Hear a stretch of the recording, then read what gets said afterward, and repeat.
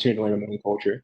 And it always astounds me as well, when I hear elders speak of Africa as if it's it's spears and underdeveloped, or if it's going to be a type of situation where it's really kind of hard to really explain. Just in the ways that I define myself, because there's people who don't even know Egypt is in Africa, and learning about history, learning about civilization, learning about those aspects of culture, make me a better person. It defines how I carry myself and how I practice, and how I think. So to me, culture and study, culture and living and practice is inseparable. So I really try to center that as much as possible.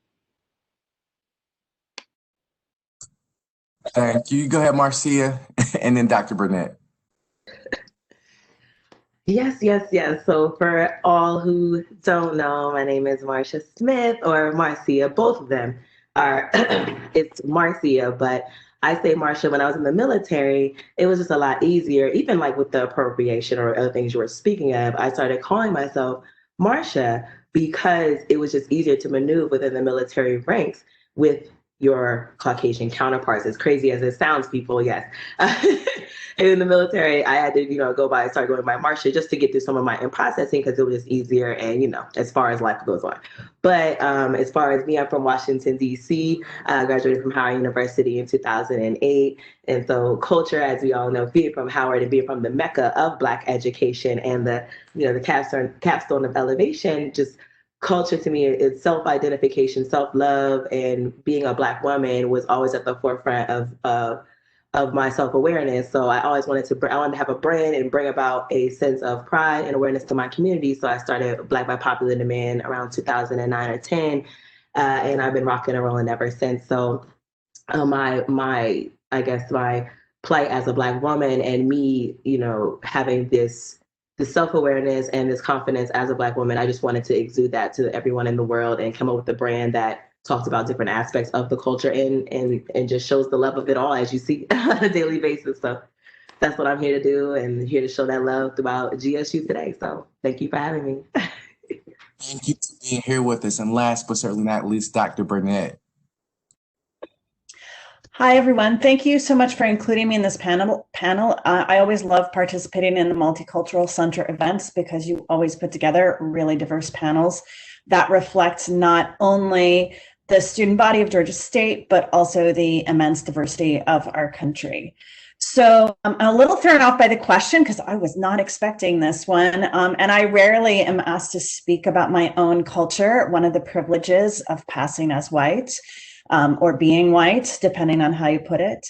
But what I would say is, what I can say, so I grew up in the United States in an average white American family, which means I've spent a lot of my lifetime after awakening to deprogram myself from the enculturation of white supremacy into just my everyday habits, because white supremacy is part of American culture. And so that's one aspect of facing my cultural heritage, so to speak.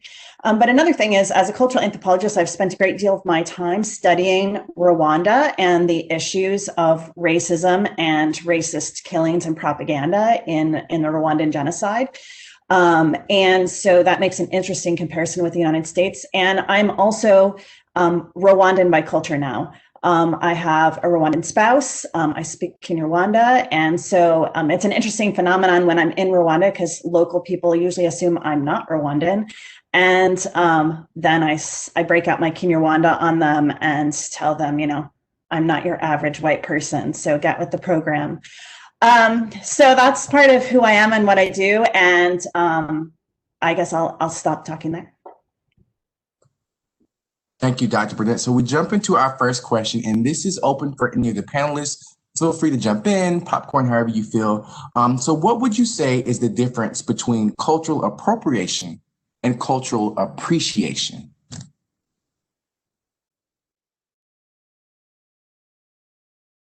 I'll start.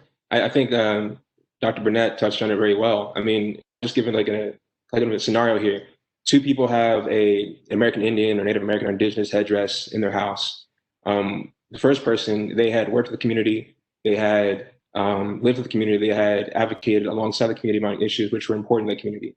And let's say in this scenario that, as a sign of respect, the community bestowed upon them a headdress, which is traditionally given to warriors of renown or given to tribal leaders. Another person has a headdress because they thought American Indians were cool, and they bought it online and they display it in their home, and then sometimes they take it for Halloween. There's a clear distinction between the two, and I think the audience can recognize which one is appreciating the culture and which one is appropriating the culture. And beyond that, the first person ideally would never walk out, with the headdress on, or go to Halloween with the headdress, because they recognize the significance culturally that the headdress carries, and the respect that was given to them by the bequeathment of this item, right?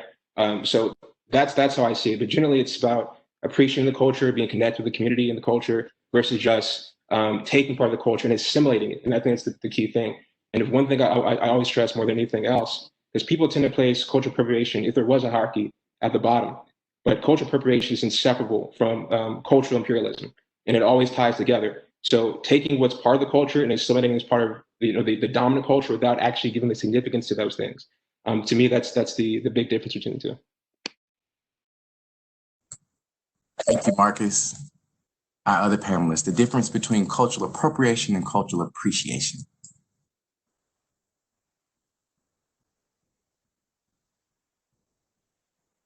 All right, we're going to go with the leaning. Okay. So I was looking up some examples for this, and one of them that I ran into was when in 2015, Valentino had his thing for Paris Fashion Week, and all of the models had cornrows or box braids, and they were all white. And this is, something that Black women aren't allowed to or are reprimanded when they do it in their workplace. And the same thing with locks, right? So you have to wonder, I wonder how much appreciation went into that and how much of it was just appropriation. Because if it was a Black fashion designer, and if the models were, a mixture of races and ethnicities, then I would have more of oh, okay, so they're trying to incorporate this into the mainstream, and I would have a little bit more, I guess, space for that. But when I see someone who just thinks something looks good, and I think Marcus did such a great job explaining this, you have to ask yourself, even the most kind of basic questions, like, where did you get that? Who did you pay for that? Did you buy that from, H&M?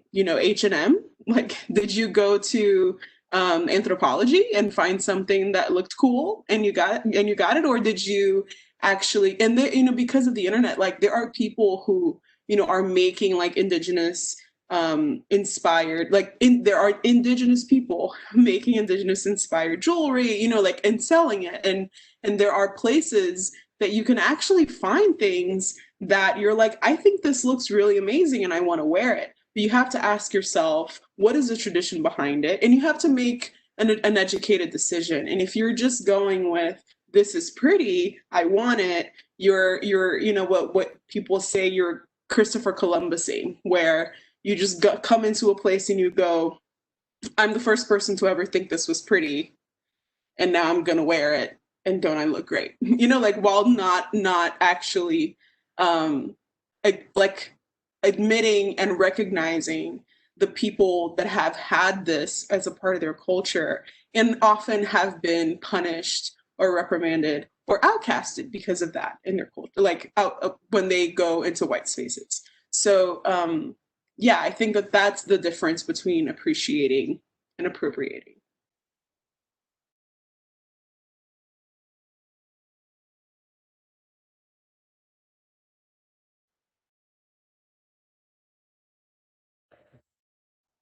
Is he coming back? I'm trying to piggyback off of him. I'm trying to piggyback. Where is he? I think you should just go ahead and piggyback, Marcia. Listen, I love it. Okay, I was wondering where he went. But I guess I would take another route here. But we've all seen, for my brand specifically, I definitely have a shirt that talks about this extensively, which is they love our culture, they don't love us. So I'm not going to beat the appropriation dead horse, but I do want to talk about cultural appreciation and something that came along online since we're getting to roll into Halloween and how it could be, definitely border the lines on appropriation and appreciation. I know that Gene, I know we all love to, well, I personally love to watch Bob's Burgers. And it was a tweet that came down recently that had Gene, they were saying that, during these times, I think about when Gene was dressed up as Queen Latifah for Halloween. And, he didn't have to use blackface or anything. I thought that was really great. And at the end, when they were in a jam, I think he said, Queen Latifah, give me strength. And he was able to, to rescue everyone at the end. And that's great cultural appreciation. I love when they're respecting Black women, when you're talking about Black women in the highest of esteems, even in a cartoon. I feel like it's a great way, even at the lowest form, especially for up and comings or people going to college, or just even in the kids to understand just how you can even appropriate or even show honor to Black people, and you don't have to have on blackface. And it wasn't even I can't believe he would put this on anything in one episode. He came out as Andre 3000, the giant. That was cool too. Just different things that you're doing to show love to the Black culture. But those are the things you do to show appreciation. The appropriation is rampant all throughout, as we've seen everywhere. So I don't necessarily want to beat that because, you all gave some great examples of that. So I definitely wanted to chime in on the appreciation standpoint on things, but I definitely think that's a good way to show how to show homage to the Black culture.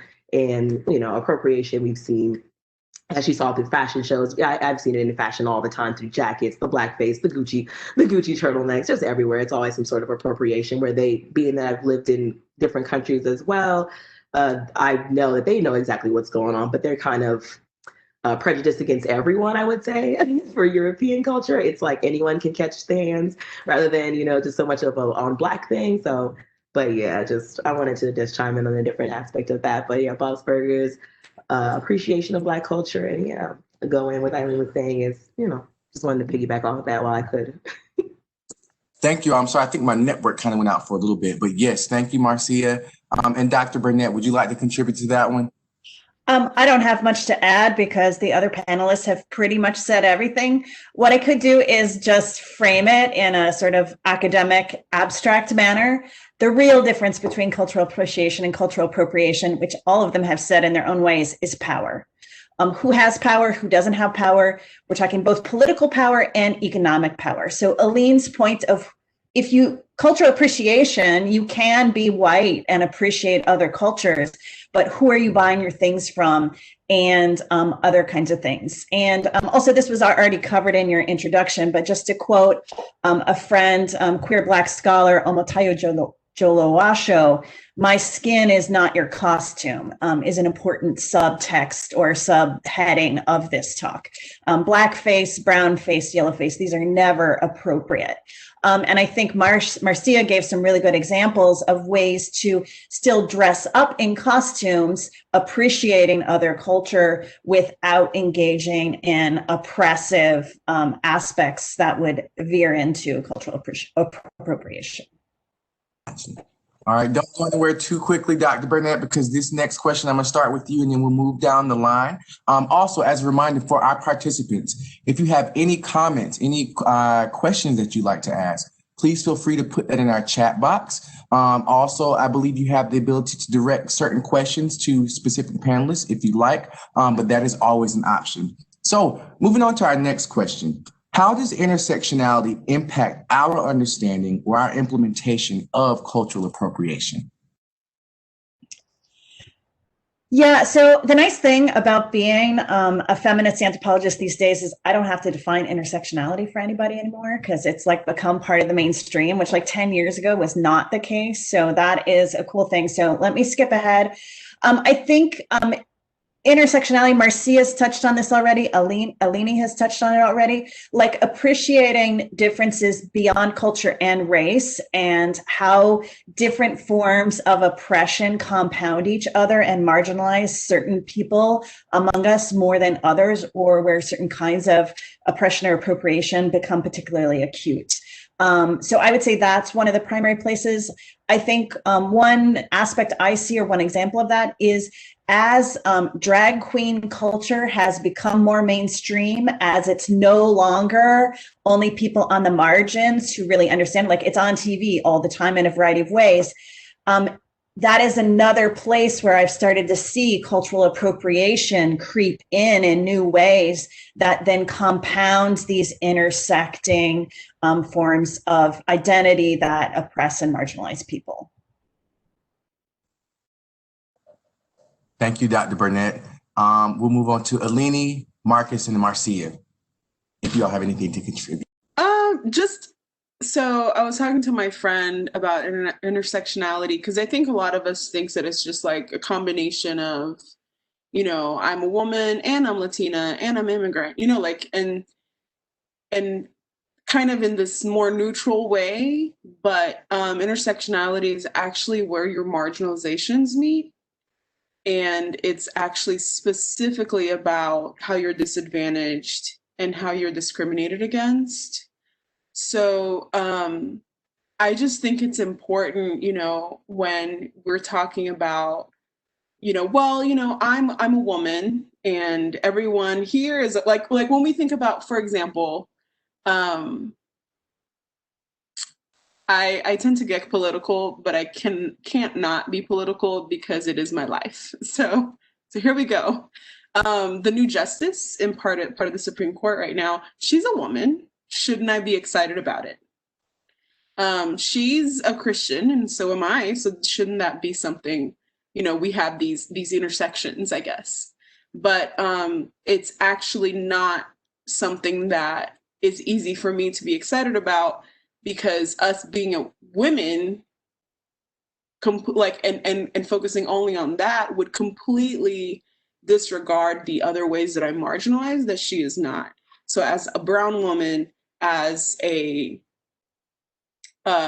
Latina woman, as an immigrant woman, like there are all these other parts of me that adds up with the woman thing, where if we're talking about how Latina women are being treated by this government, we have to talk about how there are forced hysterectomies happening as a thing that's allowed, apparently. And so we have to get into like, no, being a woman is not enough for you to relate to me because your people aren't having forced hysterectomies. You know, like, so I think it just gets into that place of having to really parse it out. And I think, at least from my experience, I'm around a lot of very religious white people.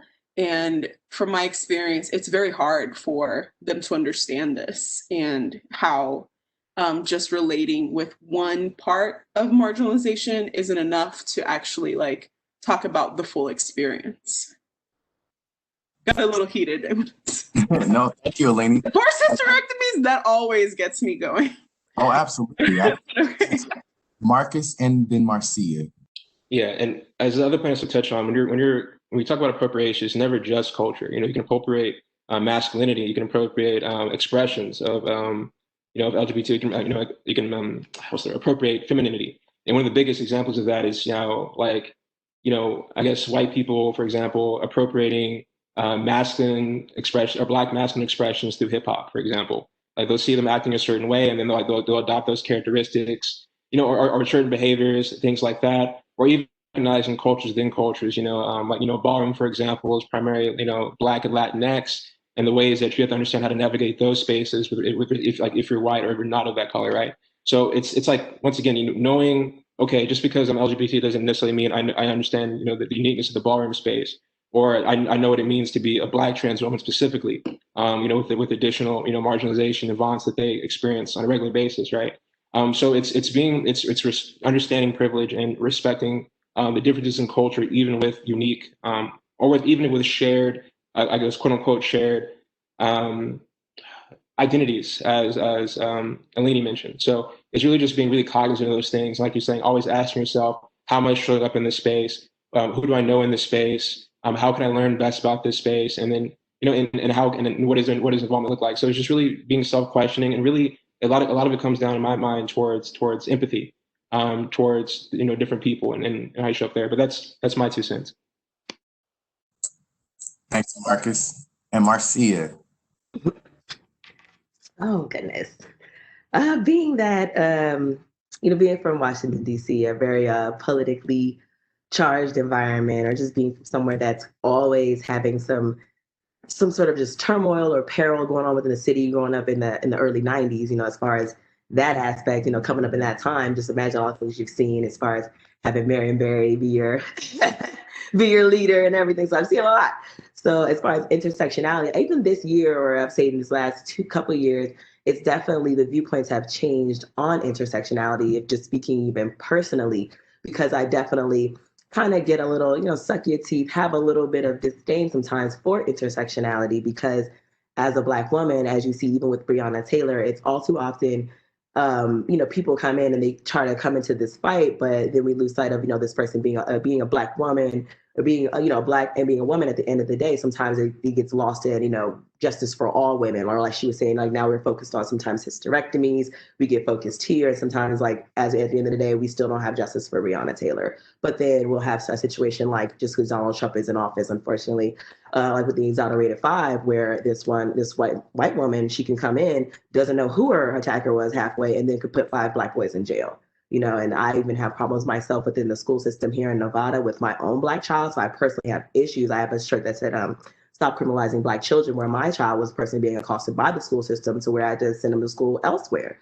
But intersectionality, and just being now that after George Floyd, people are now seeing like, things are very much in a collective front, even though Black people are dying, or sometimes, and where we are basically, I feel like our murders are being displayed for all to see more than others. Now it's like, basically everybody has their own issues in every type of way, but is our issue always at the forefront of what's going on? So sometimes now I do see like it's just better. It's coming along as far as intersectionality, when you do have other people bringing in their issues, and they don't overcast the bigger issue, which is Black women are still not receiving justice. Black people are still not receiving justice. And sometimes it'll go into, we find out that this person was, like you're saying, Marcus was saying, LGBTQ, and we find out something like that, then they take it over, and then it becomes an issue over here in this area. But then this person, the cops still don't receive justice, or the cops still aren't persecuted. Nothing happens from the situation. So at the end of the day, we might have had an extra law get passed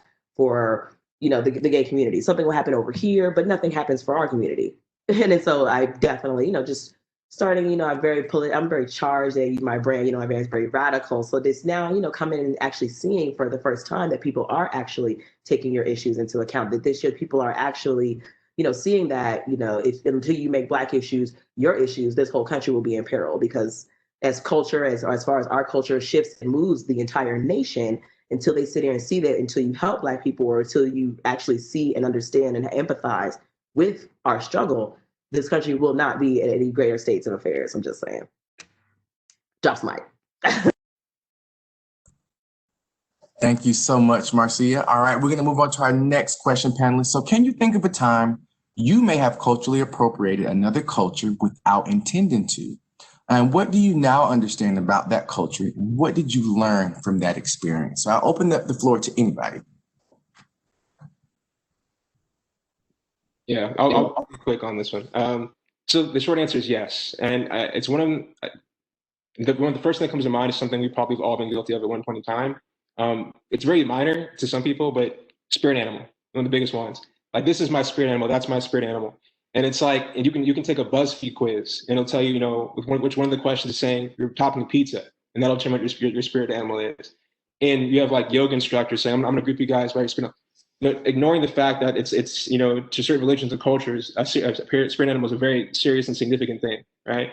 And speaking to what I was saying, Dr. Burnett said earlier about power, it basically becomes a commodity in which to sell or which to promote, rather than something that has any sort of cultural significance. So, like the value, it gets assimilated, and people think of it as a certain thing rather than what it actually is. So that's the ways I've culture appropriated. I also like anime and manga, and I've been in the anime club in the past. So and there is some in hindsight, some questionable things that people have said or done or worn. And in those type of clubs, or with Japanese culture as well. But that's the one that comes to mind most often. I want to piggyback. Look, I'm always going to piggyback. I would definitely like to talk about what Marcus was saying as far as even Japanese culture or even just anime or things like that. Personally, being that, having the brand, being that I feel Black people have walked almost every continent, every place, being the leader and honestly the creators of culture, I find it a thin line of saying that Black people appropriate sometimes. Being that I used to live in Seoul, I was in Seoul when I was stationed there in the military, and I was there for about a year and a half. And when you go to some of these museums in Seoul, you will actually see Black warriors in the museums. Like, they don't hide it, but it's just they're not displaying it either, as far as like marketing it for all to see. But they do have Black warriors there. They are dressed in actual formal garb and afros, puffballs, all these things. So then you look at these things and then wonder what you're really appropriating or what you're really taking back or what you really started or what you're really doing. So, I just feel like sometimes you might think that sometimes you are appropriating, or even when you're putting on, like, I love to wear my gi, I love to wear, I actually love pho, I like to go and interact and do actual Oriental things, but some of those things are even derived in our own culture and your own Aborigines culture. So I feel like you can sometimes in those ways. I feel like I do like to wear actual Oriental garb, but being there and actually if you learn the culture, I feel like it doesn't really, you're not appropriating it. But even so, before that, just once you understand, even know where Black people have come from, just I don't really walk those lines extensively. But yeah, when you're little, or even spirit animals or certain things you have. But being older, being a little more cultured, I definitely feel like, yeah, like, no, I created this. Maybe I'm just being pompous, but I like to say that as definitely feel like little ways you can. But I'd be like, no, Japanese, you better look at those Black warriors. They're in the museums. They look just like you with their hair pulled back in a nice little some locks. So just say you're not appropriating too much, but definitely in Korean, if you go look at some of these, just go look at some of the culture, you'll see it. So I just think, yeah, we do subtly, but I just have a very different ego-ish standpoint. I'm like, no, Black people created a lot of this culture, so we can appropriate. But I see it like that, though. I just want to give a little wild card take on it. Thank you, Marcia. Either Alini or Dr. Burnett? Yeah, it's something that I think about a lot, both because of Brazilian culture and Mexican culture. A lot of times, it would be really easy for me to look at Afro-Brazilian things and say, that's Brazilian, that's mine too. And while I can, I'm sure if I could, I can't trace back my ethnicity, like I could say it's some blend of African and Portuguese and indigenous. But I do not look Black and I was not raised in that culture. So for me to look at something like, the women from Bahia dress a certain way and go to the ocean to pay homage to Iemanjá, and I go, oh, I can dress that way too because I'm Brazilian. Like that has like a little thing where it's like, can you? Probably not. Like let's pull back. Like maybe if I was like living in Bahia for 2 years and participating in the and then I was invited to that space, it's one thing. But I've been in, when I was on Facebook years ago, in a group where one of the white women was asking like, my husband's Brazilian and I want to put my kids like into that culture and I want to introduce that to them, and I totally get it. And some Brazilian people replied like, yes, go for it, just take it all. And then I was like, whoa, like they're still white, your husband's still white, and your kid's extra white. You need to ask yourself, what is Brazilian that you can appreciate and what you actually can't without appropriating. So I think in that way, it's something that I have to be really conscious about, because being in the US, we don't really, popular culture, like doesn't really think of Brazil as several different people groups, right? It's just another country. So you can just group it. Like we're over here grouping Latinx, so like that's a huge group of people. So I need to be aware of that. And then also with Mexican culture, it's really easy for people to, assume that everyone's Mexican, apparently. And I could, just be like, oh, well, they're immigrants, I'm an immigrant, like I can wear, ponchos or, like whatever it is, like, and it's just not true. Like I'm able to pass in certain ways that certain Mexican people can't. And I need to be aware of that. Because though, it can be something that a white American wouldn't notice or would just be, or even a Black American, like just someone who's American would just be like, oh, yeah, that's fine. I would know, and a Mexican friend would know, and an Afro Brazilian would know, so I need to be aware of those subcultures too. Before you go, Dr. Burnett, we had someone in the comments say, I agree, Leni, there are subcultures within cultures. All right. Yes, amen to that. And just Alini set me up really well for what I wanted to say, which as a white person who passes as white in all spaces, I've made, as I said earlier, I've taken a long journey in my lifetime to sort of uproot racist enculturation that's just been embedded in me, having grown up as a white person in America. And Marcus said something earlier in an earlier comment of how am I seen in this space? And I think for white people everywhere in the world, but particularly in America around the time of Halloween and cultural appropriation, is always keeping in mind how you're being seen. So for me, for example, I've spent lots of my lifetime in queer spaces with queer friends.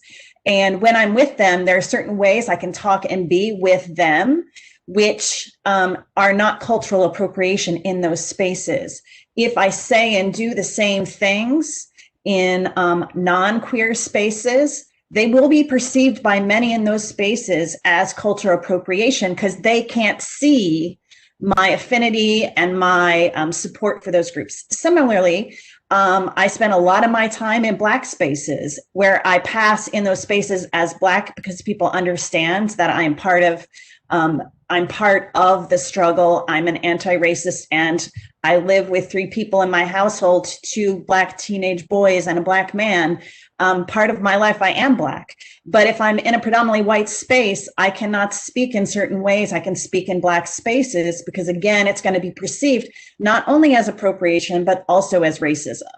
And so I think it's always keeping in mind, and this like piggybacks completely on Alini's explanation of her approaches to Afro-Brazilian culture and the fact that you have to be careful how you appear to others. And it can be hard because inside myself, I don't necessarily feel, I often feel, or I have some understanding or deep empathy with marginalized people, whether Blackness, queerness, or other kinds of things. But that doesn't mean people outside see that. They can't know that. And I think also building on something Marcia said earlier, as a white anti-racist, my contribution to the anti-racism movement often is to step back and shut my mouth and let other people speak, because that is the appropriate thing for me to do. And so figuring out as an anti-racist at any given moment what is the right thing to say or do is really important to allow the struggle to continue.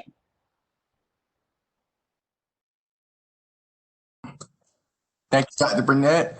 All right, so I want to specifically gear this question to Alini and Marcia very short before we move on to the next one. But what examples of cultural appropriation have you seen in the media?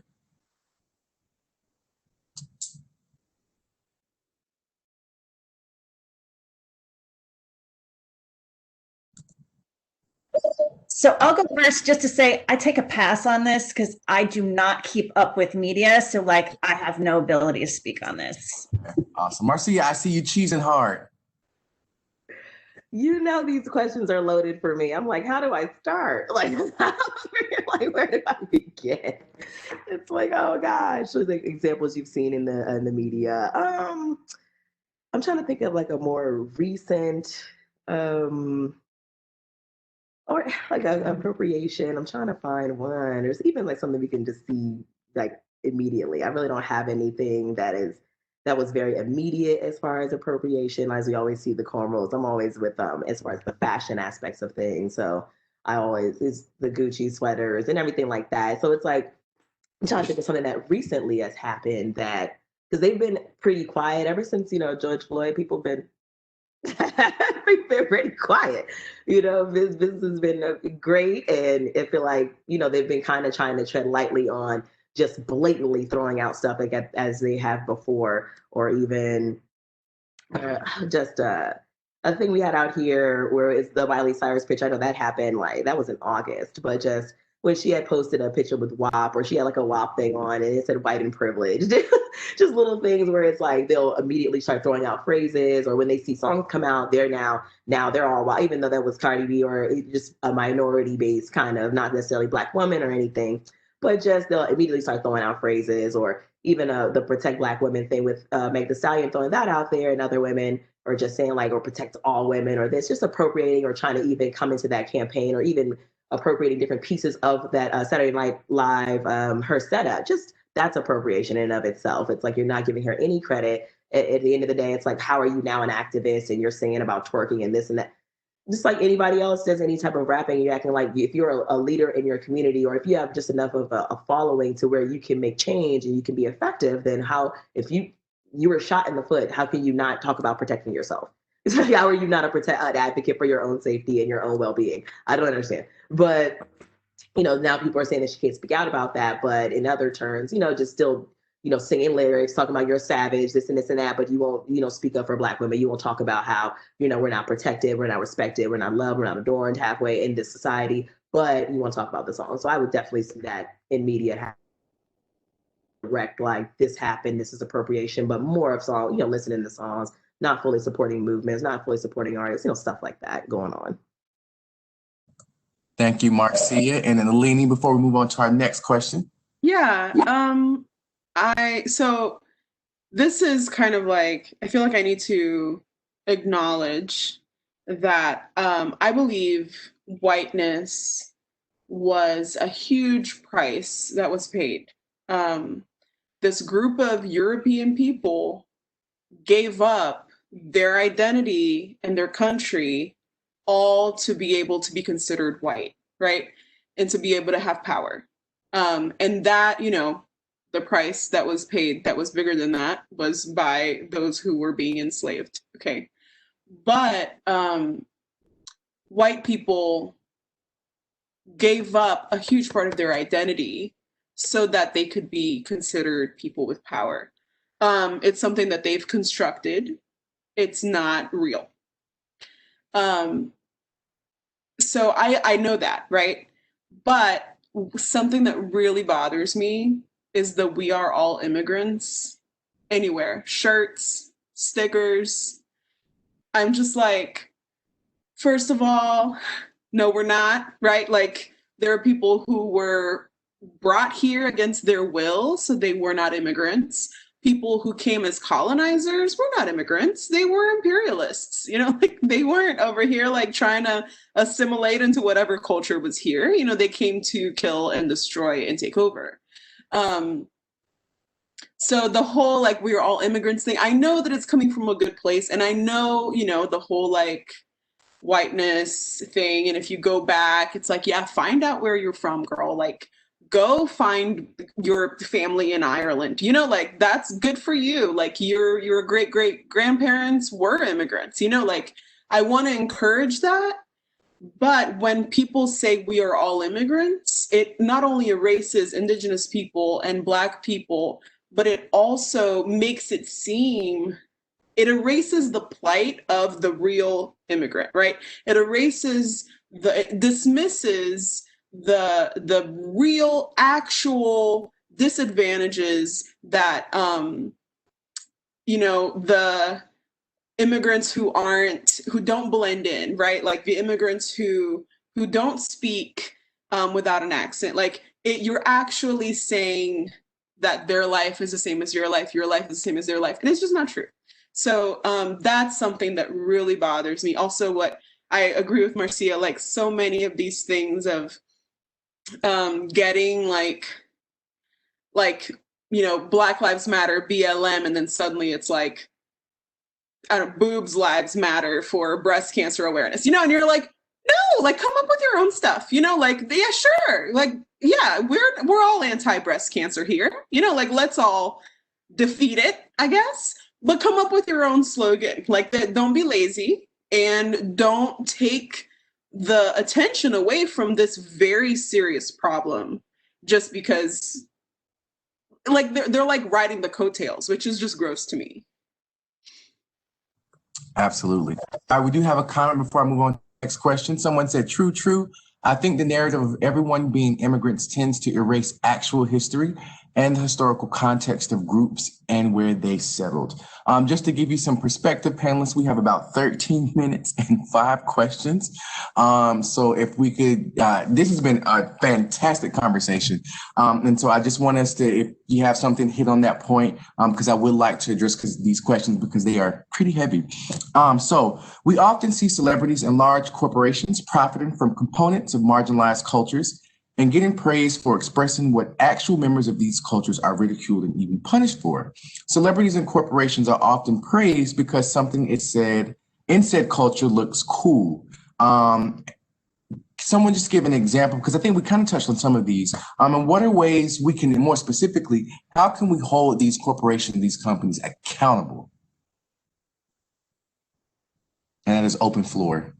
I can be quick on this. I'll do my best here. Like, I'm gonna spill the tea real quick. Is it just me, or does Ariana Grande get darker every year, right? And I'm mentioning this because there's something tied to cultural appropriation, which is blackfishing. People darken their skin tone to have greater sexual or more popular appeal. And you might say, okay, why is this an issue? Well, tell me why.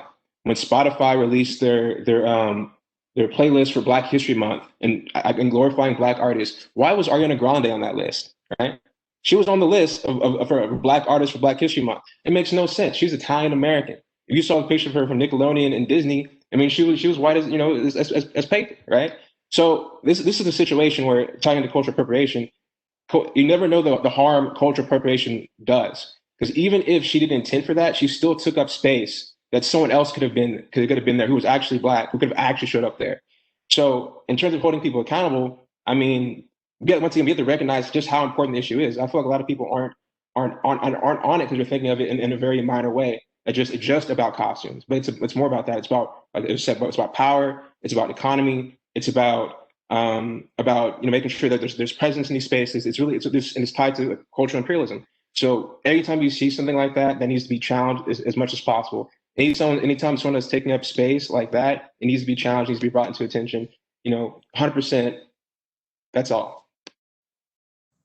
Thank you, Marcus. Alini, I saw you go like this. Yes, just money. I am now shopping exclusively from Instagram accounts.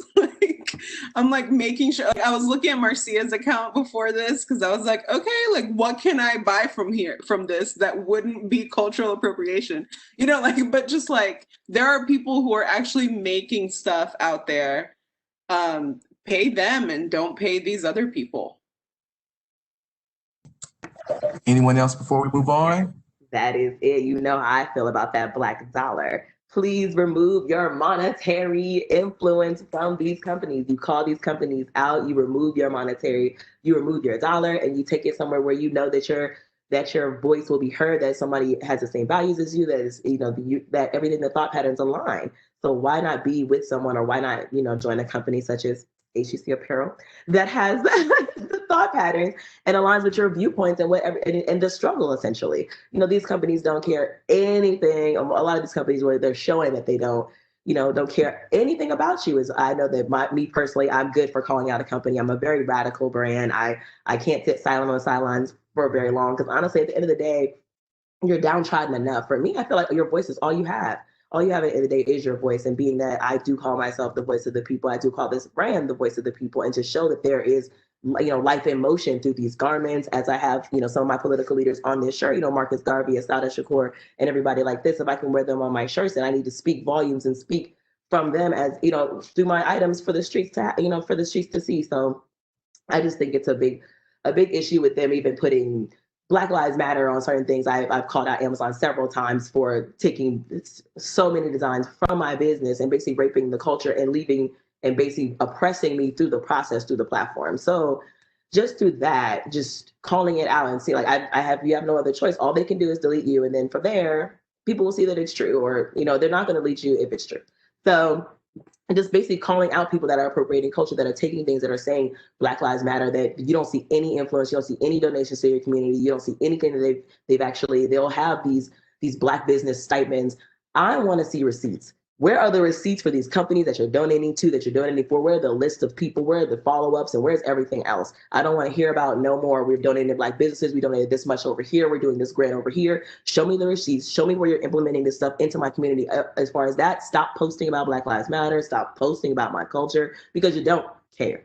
So that's how I feel about it, as far as even celebrities, not even celebrities, companies. It's just on a rampant level. So everybody's, and when you see it, call it out, because as soon as we call it out and you remove your monetary value from that situation, they have no pull. They have nothing. Once we started removing our dollars, that's when they started saying, okay, what can we change? Tear down all the Christopher Columbus statues. Tear down, they're just doing all kinds of stuff now, because you start pulling your dollars out. And we are very heavily shopping with Black businesses now, and minority-owned businesses, and it's amazing now. But just seeing the influence of your dollar and your voice, and I have to tell that to my people all the time, especially my followers, just your voice is so impactful at the lowest level. Every one of you, every person has so much. Companies will change their whole layout if we sit there and say enough is enough, but we just won't. So just sticking up for the situation at the end of the day. So. Okay, I hope you all don't mind. We can go to 115. We do have to 115. So my apologies. Dr. Burnett, I'm going to start with you on this one. If you saw someone wearing or doing something that was culturally offensive, what are ways you could intervene, and who gets to be a cultural gatekeeper? That's a good question. I would say, so anybody that I personally know that I see engaging in appropriation or racism or other things, I call them out on it. But I am not your average person. So as a white passing person who spends a lot of time in white spaces, I've heard all kinds of people say the craziest stuff.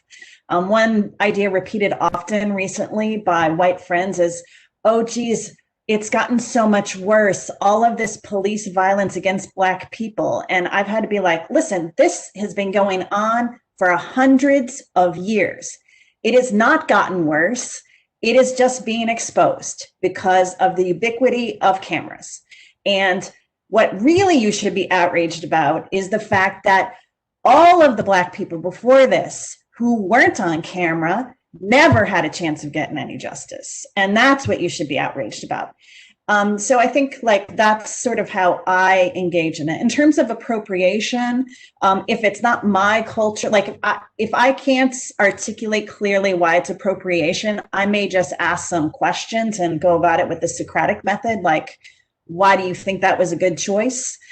Just because I think most people come to enlightenment about these things if you ease them into it. And, there's also the problem of white fragility. Not all white people can handle you calling them on their stuff. And not all of us, I do it on behalf of my people I'm in solidarity with. I'll deal with white tears, but not all Indigenous, Black, and people of color should have to deal with white tears on a day-to-day basis. Thank you, Dr. Burnett. We'll go Marcus, Alini, and then Marcia. That's a tough one. I think Dr. Burnett hit the most of it, but I think a lot of the culture insensitivity, oh my gosh, can't speak. Insensitivity comes from a lack of knowledge, right? And I think it's always good to create environments where that knowledge can be shared and direct. I'll try to be quick here. The big thing with locks, that's a question I get all the time. And it's really hard to explain. Yes, and if I'm going off the point, please stop me. But yes, locks are not uniquely African. However, it wasn't Black people's fault that it became associated with Blackness in the first place. I mean, it's kind of an apocryphal story, but when during slavery, they would say they would make their hair into locks. They had no other hair keep, and then the white person would say that hair is dreadful. That's the apocryphal story, right?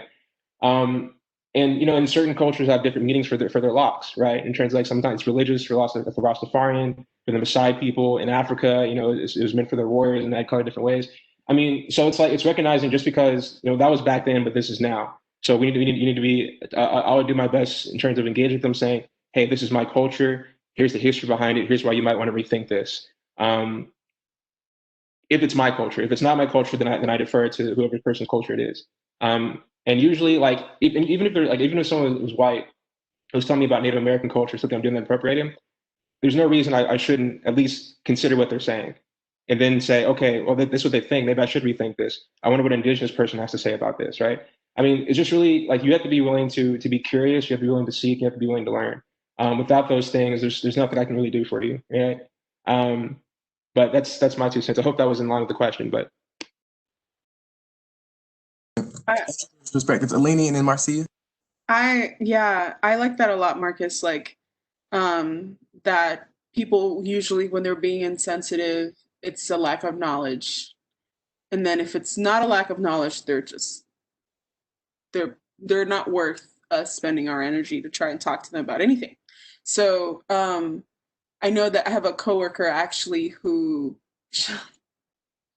she used to say, like, things like randomly she would say, oh, separate but equal.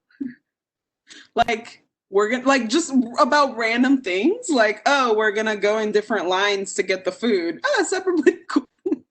And I just had to be like, wasn't that not equal? Like, isn't that just what they would say during segregation? And it actually was separate but not equal, and that was the problem.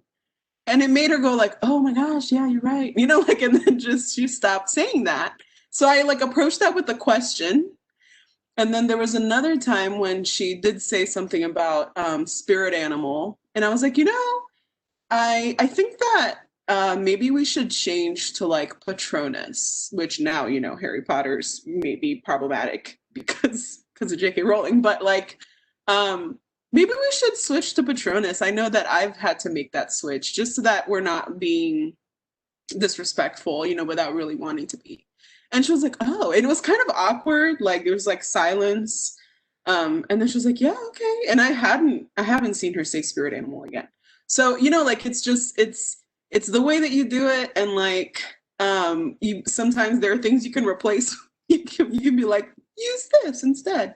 Or sometimes it's like, no, I don't think that means what you think it means. But I tend to just go with the question tone of, like, I wonder why you're saying what you're saying. And those two cultures aren't mine, right? Like, but I still felt like I was the only non-white person in the room. And I was like, okay, I need to say something. I can't let this just slide. But it's not like, I'm not trying to police anyone. I'm approaching it with questions and with suggestions. Thank you, Alini. Marcia. Well, I mean, I'm not going to make it so loaded. You already know what time it is. So as far as even a culture, as far as even a gatekeeper, I feel like even that's why we're even here as even a panel. I feel like I consider all of us gatekeepers, and it's just when you're seeing how we're calling out people appropriating culture as a costume. I feel like that's a gatekeeping situation. So I feel like even myself, being that I have a brand that does have a bunch of radical statements, people will send over things to me and say, like, oh, look at this or look at that. So at that point, you do consider yourself someone that is, since you do have a platform, since you do have a lot of eyes on situation, I do find myself posting things or saying things that aren't right. Specifically, with Amazon, when they were posting George Floyd neon neck masks with things that were just culturally offensive. It's just like, why are you posting this? And then people will send that to me, and then I'm posting about it because they're already, on top of you stealing from me, you're gonna do this and that. But people will send those things over when they have shirts that even have the just different imagery of people that have passed that are just not appropriate, and they will send that over, and then I will post it, and things do happen, and stuff will come down. People do these companies, they are in my DMs heavy. And when you speak, so that's what I'm saying. When people say stuff, or when things are submitted, people are listening. People are definitely taking heed to what we're saying. So just calling it out, I consider myself a gatekeeper, and anyone else, as far as like people on these panels, anyone that can that's educated, that sees something, say something. In the military, we had a term that said everyone's a safety, as far as like when you're on the range and when you're shooting down range. everyone's a safety. If you see something, say something, because we all can make a difference. So. Thank you all so much. All right, so there's a fine line between cultural appreciation and appropriation. We kind of talked about this earlier. How can we express our appreciation for a culture that we are not a part of? And anyone can start with that. Absolutely. So really quick, just being really quick. I was saying before, I was in the military, and I've lived in Korea, I've lived in Germany, I've been to a lot of different countries, and I feel like the best way to express appreciation, like I was saying, when you would actually go or form these bonds with people in these countries and actually learn their culture, go to their homes, even if y'all have that type of relationship, like especially with these designers and things, and really just embed yourself in the culture, learn the language, sprechen Sie Deutsch, do all those different things you need to do to really show that you have an appreciation, because they don't care that you know the language fluently, they just care that you try.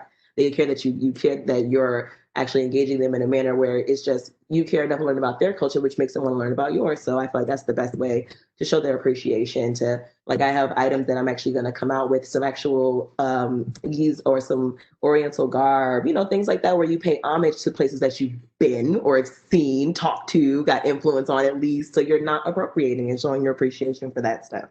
So that's my quick tidbit. Awesome. Anyone else? I'll just second what Marcia already said. I mean, for me, my gateway into most cultures is food, because I love to eat and I love all different kinds of food. But it's not just going to a restaurant and eating the food. It's also learning about the food, what is important in the flavor profiles of a food, how are the cooking techniques used, how does that attach to other aspects of culture, and notions of wholeness and being and wellness and those kinds of things that are deeply embedded in cultural frameworks. I like that. Thank you, Dr. Burnett. And so Marcus, were you getting ready to say something? Just a bit quick. And I say it's really about recognizing, like, it's so, for example, one of the things I'm working on recently is like Jewish studies, right? And just because I read a few books on Judaism, or even have a Torah or whatever, it doesn't mean I'm not inherent to that culture. So it's like, I mean, I would need to, like, which I have, like, okay, I need to go to synagogue one day. Or I need to, if someone is hosting Shabbat, then I need to go do that as well. But it's like, it's more than just reading about a culture. It's, being direct and engaged with the humans who make up that culture. Just piggyback on everyone else said too. And an example for me, I'm just thinking about this as well. I attend Ebenezer Baptist Church, and I remember one day on the back row were rabbis, and I was so excited about that, because here we go, especially in how I was growing up, Southern Baptist, you don't see a lot of cross religion or people visiting other places of worship. It's condemned, or you don't really believe in the religion that you practice. So for me, seeing rabbis, I really felt as if, one, it was cultural immersion, and we're both appreciating each other's religion simultaneously. So that was really exciting for me.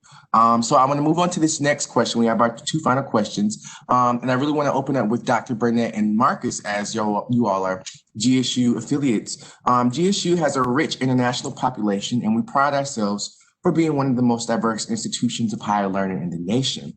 What unique opportunities do we have to celebrate cultures and provide students the space to truly appreciate cultures that they do not personally identify with?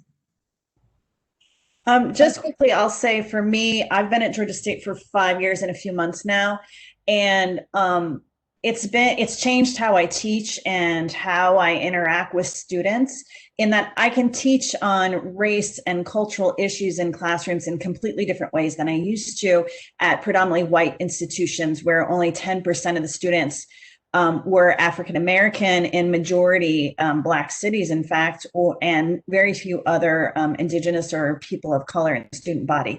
One of the great things about GSU is I can teach about race and have really meaningful discussions in class with people not feeling put upon to speak for their people, so to speak, which is a common experience of Black, Indigenous, and people of color.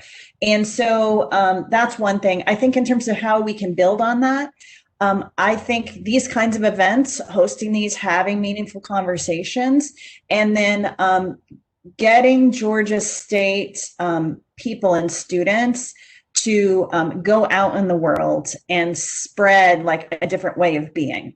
Because it's really amazing. It's a different campus life. It's a different classroom life.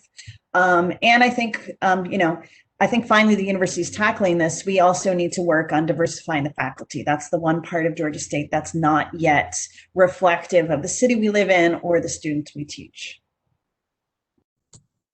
Thank you, Dr. Burnett. Marcus. So this is a kind of a tough answer, but I feel it's really important, and I'm speaking more on a student level here, that I think it's really important for people who have organizations, which are cultural, whether they BSU or whatever, that they try to look within inside themselves, examine their own culture, and work on ways to create events that are inclusive of the subcultures that exist within their communities. And I'm bringing back to the Jewish studies again, but there's an interesting book about this saying that, and we think about Jewish people, we think white, and we think Ashkenazi, instead of just without looking at Sephardic and Mizrahi as well. So it's recognizing that, okay, if I'm a Black student, I'm having events about Black people, how am I creating questions or making sure that other organizations who might consist of Nigerian or Ethiopian students or people within the African diaspora may be included as well? How am I people who look at people who are Afro-Brazilian or in the Caribbean, things like that, to really get their perspectives on specific issues.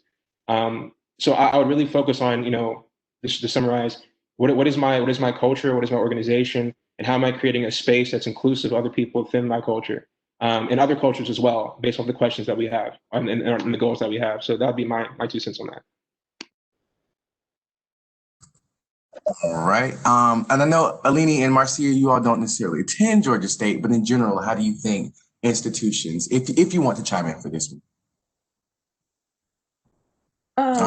From Howard, we're definitely even though we're very, very much Black, very super Black and prideful, we have a lot of clubs as far as African Student Association, even clubs that go down to the states that you're from, as far as like that type of thing is being inclusive to our own home front. But to make things more, what was it, the question, as far as making things more inclusive to everyone? I would say picking back up what Marcus was saying, well, even for my own brand, I would definitely have more events, or I plan on even doing that in the future. I told you I've lived overseas a long time, so I have a lot of connections in the UK, a lot of connections in Germany and things like that, and just always trying to bridge those gaps, not even with just white people or whatever, but just with your own culture across the seas. Like, we're not necessarily you're not even having those proper relationships with with our African diaspora people, with our brothers and sisters over in the UK, brothers and sisters over in Germany, and everywhere like that. Just making sure we maintain those relationships so we can all come together, because we just need to be united in our own home front first before we can even, just even entertain other cultures or anything like that. So I feel like, the best way that I've seen working is to have those connections with those individuals from other places, even other schools, these Black student associations and things like that, and making sure that they're even trying to bring about those just being more inclusive and having things, learning about the culture. Like I said, having those relationships. I love those one-on-one interactions. So that's always going to be best with inclusivity. And also for our participants, just to remind you, you can attend events or the International Students Association Council, so ISAC, which is led by Monsoon. I love her so much. And they celebrate and share the cultures of our international students, and they're always looking for students outside of their cultures to join. Also, I believe Study Abroad is even doing more of a focus on Black American or Black men doing study abroad. So just checking out some of those different programs and issues that they have as well. So those are ways for participants who are on for you all to get involved at Georgia State University and just to connect and to learn more about culture and things of that nature. Of course, you can always come to the programs at the Multicultural Center as well. Lastly, panelists, before we close out, how can we continue to educate ourselves on the nuances of cultural appropriation, appreciation, and self-identity? And so we'll start with Marcia, Alini, Marcus, and we'll close with Dr. Burnett. He knew I wanted to go first. But oh my goodness, how can we continue to educate? I feel like the best part about that whole entire question was the self-identity portion of it. Just once you're more self-aware, once you understand yourself intrinsically, internally, externally, just knowing how you play out in this space, then you can further identify the appropriation or even appreciate your culture even more, and to appreciate other cultures. Because if you don't even have a sense of self and your own value, then you can't appreciate your own culture. You can't appreciate anybody else's culture. You're just out here doing whatever. We don't need those type of individuals. We want someone that is a little more welcoming. But I feel like that will be the best way is to start with your self-identity. And I'm just trying to build that basis of self-worth, self-identity, self-confidence, like we do here at HTC Apparel. And yeah, then from there, you can further identify appropriation and then, have your appreciation as well. Awesome. Yeah, I think approaching things with curiosity is the biggest part of it. Like, for example, the Center for Civil and Human Rights one time before pandemic was having this thing on Venezuela and to explain what's going on in Venezuela, and they had journalists and stuff making presentations, and me, my sister, and my friend were like, let's go, it's free, we can go learn about what's going on in Venezuela from people from there. So just little things like that. I'm looking for a new poetry book to read. Oh, I'm gonna read this one by this Indigenous woman. I haven't read many books by Indigenous women. So just actually just looking for events. And nowadays with the pandemic and things are all virtual, you can go to an event that's being hosted in California, it's just so available. I think questioning just our own history in this country. So when you go, why don't immigrants just get in line? And then it's good, why don't immigrants just get in line? And then you look up what getting in line means, and then you look up what laws there are about immigration, though I will warn you, it is very complicated. So maybe then you look up past laws in immigration, and then you wonder why were Chinese people here to build the train tracks, but then they were excluded? And I feel when I was around 17, 18, I realized that there was this huge block of Brazilian music that I wasn't aware of because I was raised in a very religious household and we weren't allowed to listen to music that weren't Christian.